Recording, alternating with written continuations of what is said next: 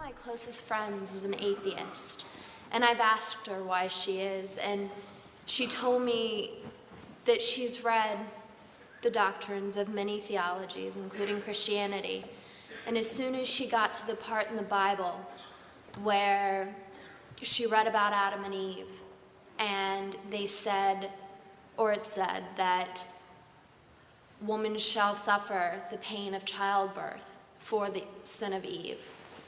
She told me, I stopped reading because I refuse to believe in something that doesn't believe in me. What would be your response to her? Okay. When a person rejects a certain worldview, you have to respect, if they're being honest, why they reject it. And if I were sitting across a table with her, I would think she's a woman with a tender conscience, a woman who has personal worth, and a woman who says, if this is the way I'm described, there's no place for me here. So, if her deduction is correct, one can validate the objection. But if the deduction is incorrect, then she has to change her view. First, she has to know what it is she has adopted while she has rejected something else. I remember I was speaking at the Center for Geopolitical Strategy in Russia, full of atheists. And God gave me the privilege, actually, of seeing the general come to Christ. So he invited me to speak there, but he says, they'll be pretty hostile. And they sure were. They were going like this the whole time I was talking. And at the Q&A time, one guy, the fellow kept going like this, shot his arm up in the air and stood up and he said, you've been talking about God the whole time. He said, what on earth are you talking about? Well, the question logically to answer him was, are you an atheist? Yes. What is it you're denying? What is it you're denying? So when a woman or a man says they are denying the existence of God, what are they affirming in its place? She is actually affirming that this God or religion is not true. Atheism is. But if atheism is true, she has no value. If atheism is true, there's not even a point of reference for her worth. We are the product of primordial slime. Time plus matter plus chance, the accidental collocation of atoms, here we are. A blip on the radar screen or a screen of time. That's exactly what Bertrand Russell said, that this whole edifice is doomed to extinction. We are here by cosmic accident. So that's the first thing. The second thing is, first, she reduces her own worth to nothing but material. Secondly, she's making a moral judgment. But in an amoral universe, how do you invoke a moral judgment? If this is a naturalistic framework, why is it morally wrong for God to say you're not of any worth? But it's because she's invoking a moral law and she's invoking worth, which basically tells me she's actually borrowing from the Judeo-Christian worldview in order to debunk it. All right, now here's the point. You never take a word out of context. You always put it in its larger context.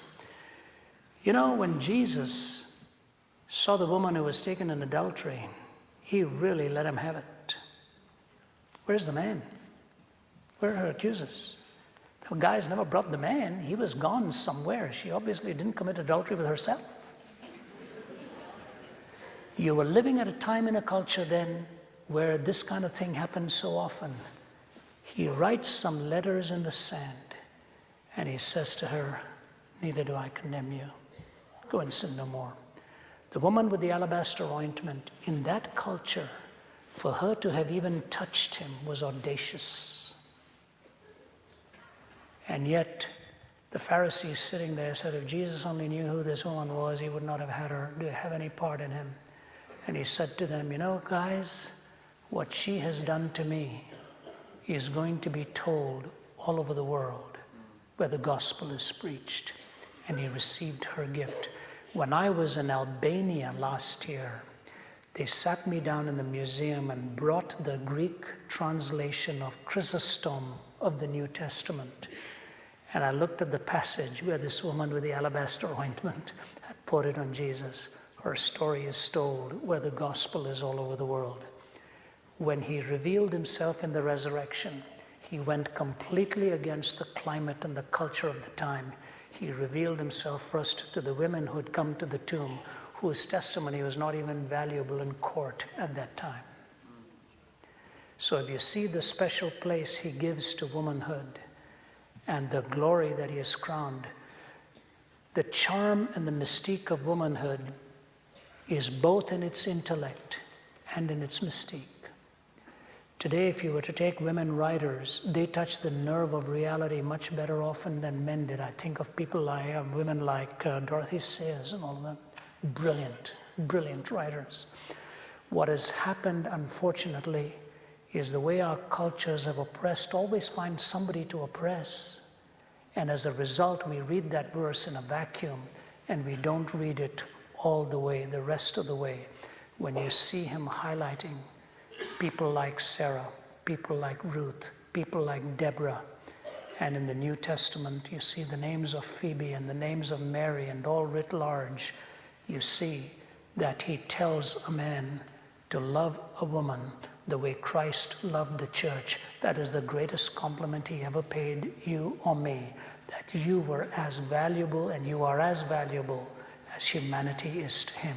There is neither Jew nor Greek, nor male nor female, the Apostle Paul writes. So tell her, please don't read that out of context. Read the whole thing. Your reaction would be right if that's all that it's. What it says there is this. Remember, where there is a plurality of the miracle in physical acts, there is also a plurality of judgment in physical expression. You will see this in Exodus, you'll see this in Genesis. Where there's dramatic miracles, there are dramatic judgments as well. And that sin has a cost, and we always remember through this from whence we came. And the glory is through the seed of that woman. He was going to bring the Redeemer ultimately. And I think that is what grace is all about. She should not read it in a vacuum. Tell her to take a good look at Christ and see his treatment of women.